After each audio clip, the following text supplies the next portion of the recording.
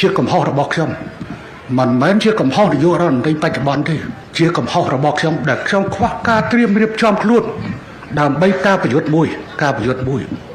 ប៉ុន្តែទោះបីយ៉ាងណាក៏ដោយយើងក៏បានទប់ទល់សភាពការនៃសង្គ្រាមនេះហើយខិតខំដោះស្រាយដោយសន្តិវិធី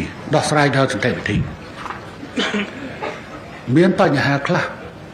យើងត្រូវហ៊ានទទួលខុសត្រូវទៅលើបញ្ហាអតីតកាលដែលខ្លួនបានសាងខ្លួនខ្ញុំដោយសារតែជឿទុកចិត្តគេពេកអញ្ចឹងសមត្ថភាពផ្នែកអាវុធយុទ្ធភណ្ឌគឺហាក់ដូចជាថាវាស្រឡាញ់លុយពេកចង់យកលុយទៅធ្វើស្ពាតចង់លុយទៅធ្វើផ្លូវចង់យកលុយទៅធ្វើនេះធ្វើនោះធ្វើមន្ទីរពេទ្យធ្វើសាលារៀនអូក៏ភ្លើងម្ដង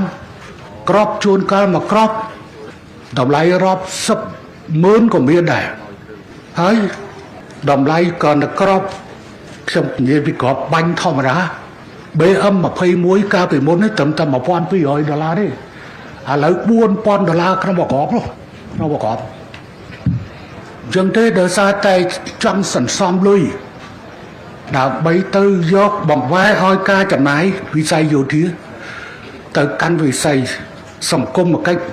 និងអប់រំជាពិសេសគឺវិស័យសុខាភិបាលនិងអប់រំដល់ទៅពេលមានការគឺយើងបែរជាយុទ្ធភណ្ឌរបស់យើងវាមិនគ្រប់គ្រាន់ប៉ុន្តែយ៉ាងណាក៏ដោយយើងអត់ចង់យើងនិយាយរួមមិនចាំយើងមិនគិតថាវាមានសង្គ្រាមឈ្លានពានមួយកើតឡើងលើទៅទូទាំងព្រំដែនរាលដាលតាំងពីមុំ3រហូតទៅដល់មាត់សមុទ្រយើងមិនគិតថាវាមានរឿងនឹងកើតឡើងទេនេះគឺតាត្រៀមរៀបចំជាមួយប៉ុន្តែឥឡូវរឿងវាបានកើតហើយ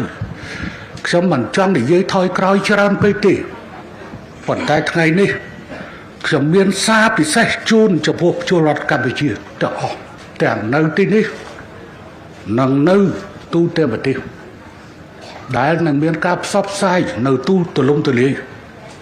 នៅក្នុងប្រទេសក៏ដូចជាទៅក្រៅប្រទេសពិតមែនតែខ្ញុំមិនមែនជានាយករដ្ឋមន្ត្រីតទៅទៀតក៏ប៉ុន្តែយ៉ាងហោចណាស់ពេលនេះខ្ញុំជាប្រមុខរដ្ឋស្ដីទីហើយក៏ជាប្រធានគណៈបកកណ្ដាលអំណាចមួយដែរដែលជានិច្ចកាលត្រូវធ្វើការជាប់ជាមួយនឹងនាយករដ្ឋមន្ត្រីមិនមែនជាបញ្ហាឪឬកូនទេក៏ប៉ុន្តែរឿងវាបែបនេះក្នុងរចនាសម្ព័ន្ធអំណាចបើទោះបីខ្ញុំមិនមែនជាប្រមុខរដ្ឋស្ដីទីខ្ញុំជាប្រធានព្រឹទ្ធសភាក៏នៅតែខ្ញុំមានលទ្ធភាពដើម្បីនឹងពិភាក្សាអំពីកិច្ចការទាំងអស់នេះ